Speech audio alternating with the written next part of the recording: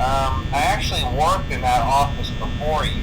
I'm finishing up my last week now, as a matter of fact, so I know it can be a bit overwhelming, but I'm here to tell you there's nothing to worry about. You'll be fine.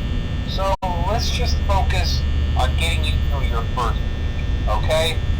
Let's see. First, there's an introductory greeting from the company that I'm supposed to read. It's kind of a legal thing, you know. Welcome to Freddy Fazbear's Pizza, a magical place for kids and grown-ups alike, where fantasy and fun come to life. Fazbear Entertainment is not responsible for damage to property or person. Upon discovering that damage or death has occurred, a missing person report will be filed within 90 days or as soon as property and premises have been thoroughly cleaned and bleached and the carpets have been replaced. Blah, blah, blah. Now, that might sound bad, I know, but there's really nothing to worry about. The animatronic characters here do get a bit quirky at night, but do I blame them? No. If I were forced to sing those same stupid songs for 20 years and I never got a bath, I'd probably be a bit irritable at night too. So remember, these characters hold a special place in the hearts of children and we need to show them a little respect, right? Okay. So just be aware, the characters do tend to wander a bit. They're left in some kind of free roaming mode at night.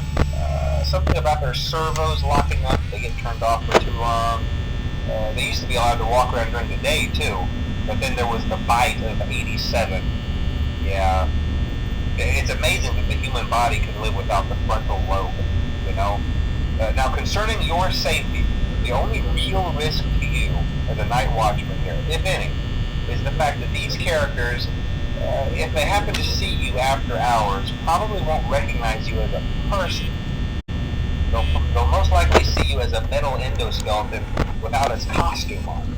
Now, since that's against the rules here at Freddy Fazbear's Pizza, they'll probably try to forcefully stuff you inside a Freddy Fazbear suit. Now, that wouldn't be so bad if the suits themselves weren't filled with crossbeams, wires, and animatronic devices, especially around the facial area. So you can imagine how having your head forcibly pressed inside one of those could cause a bit of discomfort and death. The only parts of you that would likely see the light of day again would be your eyeballs and teeth that pop out the front of the mask. Yeah, they don't tell you these things when you sign up. But hey, first station debriefs. I'll chat with you tomorrow. Check those cameras and remember to close the doors only if absolutely necessary. Gotta conserve power. Alright, good night.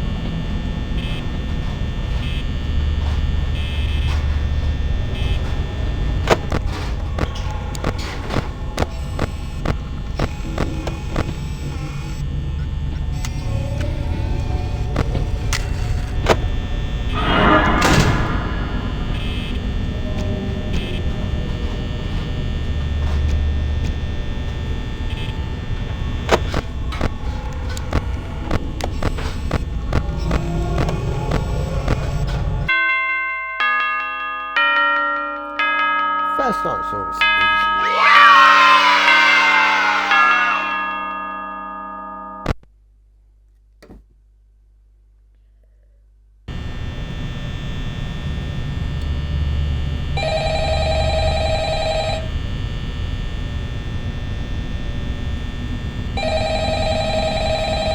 Oh, blah, blah, blah, blah.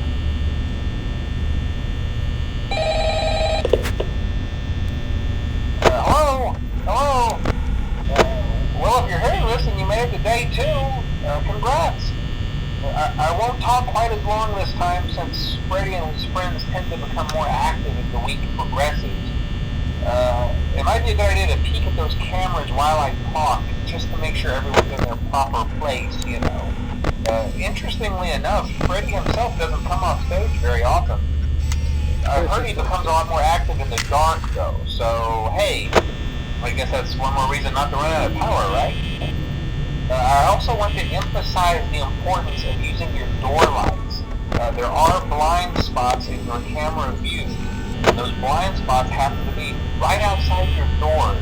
So if you can't find something or someone on your cameras, be sure to check the door light.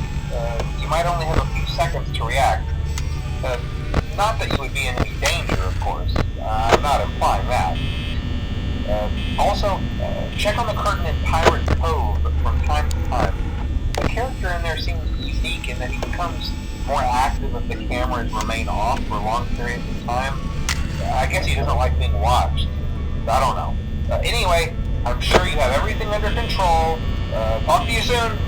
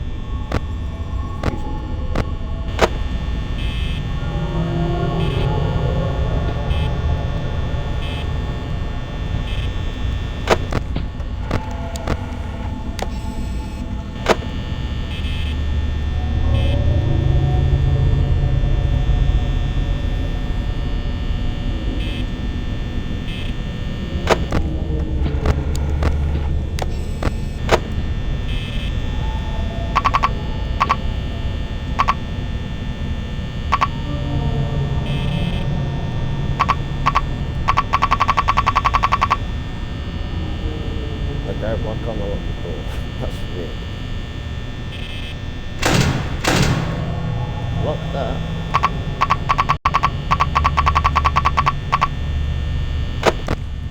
Seriously.